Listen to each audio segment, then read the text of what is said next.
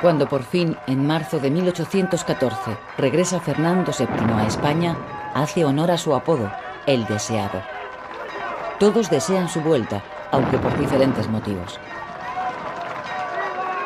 Los liberales le aguardan para que jure y acate la Constitución aprobada en Cádiz y prosiga con las reformas.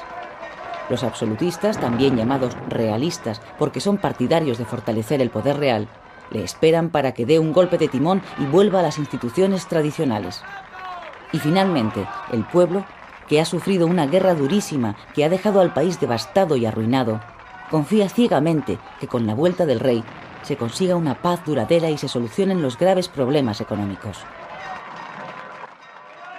Por el momento, todos le reciben con entusiasmo.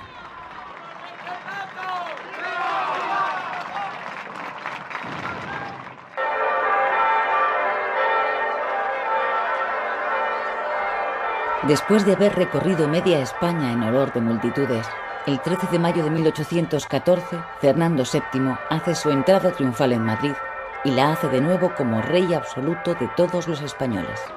¡Viva la cadena! ¡Viva la cadena! Unos días antes, había firmado un decreto disolviendo las Cortes y derogando todas las reformas aprobadas por ellas, incluida la Constitución. Con este golpe de Estado, recupera de un plumazo todos los poderes de un monarca absoluto.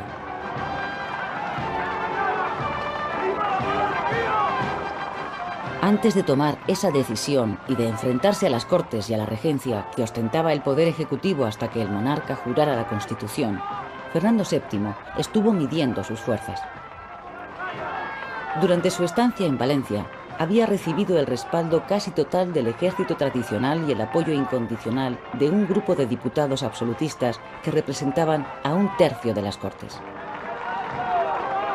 Sabía también que contaba con el apoyo de la Iglesia y con la simpatía del pueblo, que no había dejado de aclamarle desde su vuelta a España. Tanto que en muchos lugares la gente desenganchaba los caballos de su carroza y tiraba de ella con sus propias manos. Eso sucede también en su entrada en Madrid. Los españoles dejan de ser ciudadanos y vuelven a ser súbditos. Dame tus papeles. Un libro de Voltaire, padre. Tú contra la pared. Inmediatamente después del golpe, el rey ordena la detención de los liberales más señalados. Algunos, como los diputados Agustín Argüelles o José de la Quintana, que se habían destacado en los debates constitucionales, son encarcelados. Otros muchos consiguen exiliarse en Francia, donde van a hacer compañía a los afrancesados. Detrás de los Pirineos se van a encontrar cerca de 30.000 españoles, los mejor preparados y más lúcidos con que cuenta la España de aquellos momentos.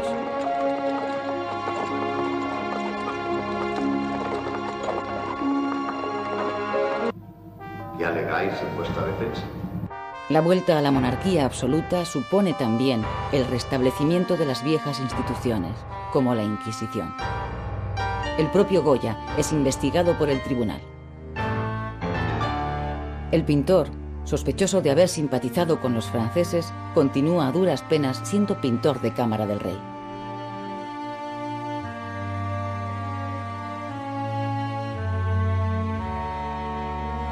En esta época, 1814, antes de aislarse en su Quinta del Sordo, Goya pinta un cuadro que retrata lo que está ocurriendo en el país.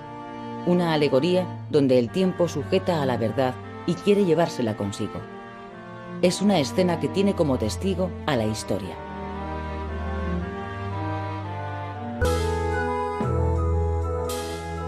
A pesar de la represión desatada por Fernando VII contra los liberales, una minoría urbana nutrida de intelectuales, comerciantes y una incipiente burguesía industrial continúa manteniendo vivo el espíritu liberal.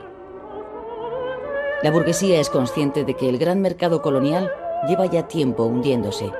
Pretende reorientar su actividad hacia el mercado español y para eso necesita profundas reformas en el país. Unas reformas que solo los liberales podrían hacer. Descartes, Galileo, Voltaire, prohibidos en el país. Voltaire, porque ha contribuido al desarrollo del espíritu revolucionario en Francia, dicen. estarán de acuerdo conmigo, señores, en que España está en mala situación. Como gran maestre de la logia de Granada. Los liberales pasan a la clandestinidad y comienzan a conspirar para derribar a la monarquía absoluta y restablecer la Constitución. Como lugar de encuentro empiezan a utilizar por su carácter secreto las logias masónicas. La masonería acabará desempeñando un papel revolucionario y liberal que antes no tenía. Sí. ¡Viva el rey! ¡Viva! ¡Muera el que así no lo sienta y lo sostenga! ¡Muera! España había salido de la guerra con un ejército desunido y sobredimensionado, especialmente en número de oficiales. Porque durante la contienda había surgido un ejército nuevo, el de la guerrilla, que al terminar la guerra se incorporó al tradicional. Con la restauración absolutista de Fernando VII, la división del ejército español se hace evidente. Por una parte está el ejército profesional que apoya al rey, por otra el guerrillero, que está contra el monarca. La reducción de oficiales que lleva a cabo la nueva administración absolutista afecta sobre todo a quienes proceden de la guerrilla, y quienes se quedan en el ejército son relegados a puestos secundarios. El descontento que eso les provoca acaba empujándoles al campo liberal, donde, incorporados a los engranajes de las conspiraciones, encabezarán los pronunciamientos militares contra la monarquía absoluta. En 1814, en Pamplona, se produce el primer pronunciamiento contra el rey. Lo encabeza el héroe guerrillero Francisco Espoz y Mina. Pero el golpe fracasa y él huye a Francia. Al año siguiente, en La Coruña, lo intenta otro héroe de la guerra, Juan Díaz Porlier. También fracasa y es fusilado. Tampoco lo consiguen y también son pasados por las armas el general Lacy en Barcelona y el coronel Vidal en Valencia. ¡Soldados! España vive a merced del poder absoluto y arbitrario del rey Fernando, que en su día declaró nula la idolatrada Constitución de Cádiz. ¡Soldados! ¡Gritad conmigo! ¡Viva la Constitución! ¡Viva! ¡Viva Riego! El pronunciamiento de Rafael del Riego ante las tropas que estaban esperando para embarcar hacia América tiene lugar en el pueblo sevillano de Las Cabezas de San Juan, el primer día del año 1820. Cuando el golpe está a punto de fracasar, se suman a él un grupo de oficiales de La Coruña. A partir de aquí, se van sucediendo en cadena los levantamientos militares por todo el país, hasta empujar a Fernando VII a aceptar la Constitución de 1812 y a aplicar las reformas aprobadas por las Cortes de Cádiz. Marchemos y yo el primero por la senda constitucional, fueron textualmente sus palabras. Riego, el primer militar que triunfa con un pronunciamiento, es homenajeado con un himno que lleva su nombre, el himno de Riego, que es declarado himno nacional. El himno a la ley.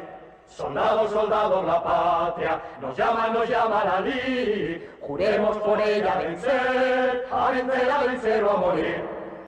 6 meses después del pronunciamiento de Riego, las Cortes se reabren solemnemente con la presencia del rey Fernando VII, que jura públicamente la Constitución. Tiene la palabra el general Riego. Que el rey no tiene prerrogativas, sino deberes. Y aunque todo cambio encuentra resistencias, las Cortes harán saber al mundo que el verdadero valor y grandeza de un monarca consiste en el exacto cumplimiento de sus leyes. Después de restablecer todas las leyes aprobadas por las anteriores Cortes, los diputados continúan legislando para conseguir la unidad político-administrativa del país.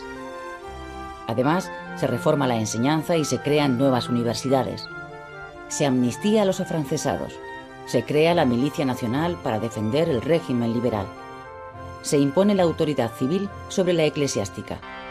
Se suprimen las órdenes monacales, una parte de cuyas propiedades pasa al Estado. Como reacción a estas medidas, la Iglesia comienza a distanciarse del liberalismo.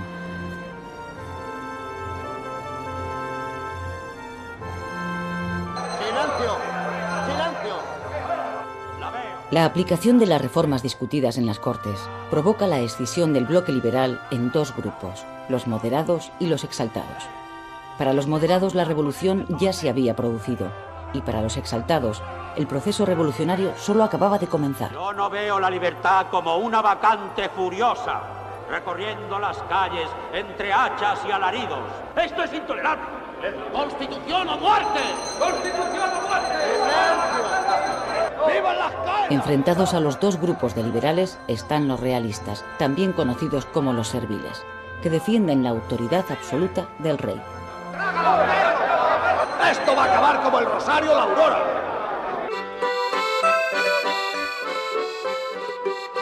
La euforia política que se vive en las Cortes se extiende hasta los cafés de las ciudades, donde los liberales radicales se reúnen en las sociedades patrióticas, cuya función es propagar el liberalismo entre el pueblo. Una canción, el Trágala, se hace popular y recoge el entusiasmo del momento. Que no quieres lo que queremos, la ley preciosa, pues también nuestro. Trágala, trágala, trágala, perro, trágala, trágala, trágala, perro. En 1823, España es de nuevo invadida por un ejército francés. Son los 100.000 hijos de San Luis. Se les llama así porque los envía el tío de Fernando VII, el rey francés Luis XVIII. En realidad se trata de un ejército de ocupación enviado por las potencias conservadoras de Europa, agrupadas en la llamada Santa Alianza, para acabar con la monarquía liberal y restablecer en el trono a Fernando VII con todos sus poderes.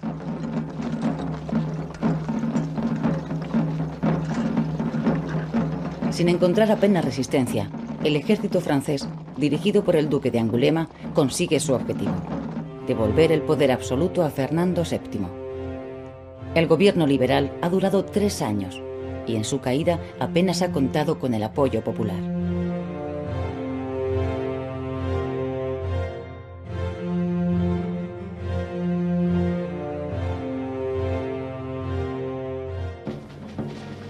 Considerando que el reo Rafael del Riego, que inició hace 3 años en Cabezas de San Juan el alzamiento contra su rey legítimo y en defensa de la llamada Constitución, ha incurrido en su calidad de diputado de las llamadas Cortes en horrorosos atentados contra la voluntad del rey Fernando, le condenamos a pena de muerte en horca infamante, hasta cuyo pie será arrastrado metido en un serón.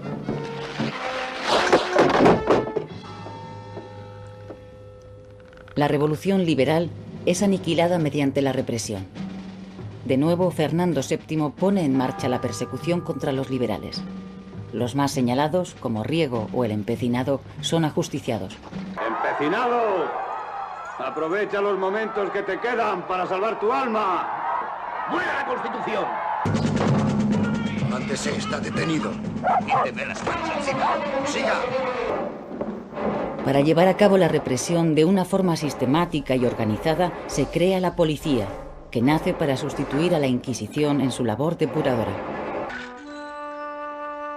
Mientras las cárceles se llenan de detenidos, otros muchos españoles parten de nuevo hacia el exilio. A los exiliados se suma por decisión propia Francisco de Goya. Incapaz de soportar otra vez el desgarro de una España irremediablemente partida en dos tras el regreso de Fernando VII, opta por buscar refugio en Francia.